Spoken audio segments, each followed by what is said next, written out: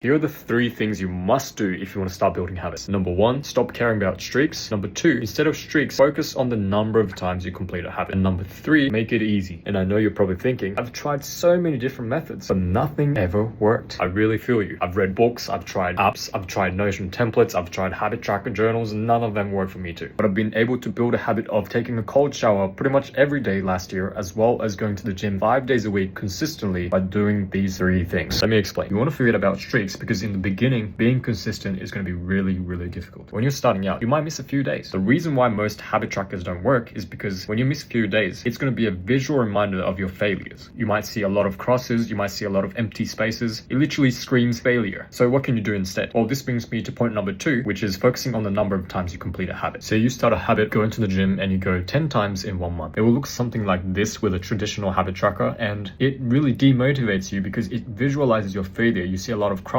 You see that you lost your streak. Now, if you were to focus on the number of times you've completed a habit, it will look something like this, or maybe even this. Now it looks more like an achievement. Even though the fact that you went to the gym 10 times in 1 month doesn't change, the streak-based approach makes you feel like a failure, but if you focus on the number of times you've completed a habit, it makes you feel like a winner. You can use an app like the one I have here, or you can just use pen and paper. And the third thing you want to do is make the habit really easy. Another common mistake for failure is setting the bar too high when you want to build a habit. So if you want to build a habit of going for a run, instead of saying run 3 kilometers every day, you could say something like put shoes on and go outside. You want to make it really easy because starting the habit is usually the hardest part. If you make it easy, you'll be able to stick to the habit more. In the case of running, if you put your shoes on and if you go outside, you'll probably end up running for a few minutes.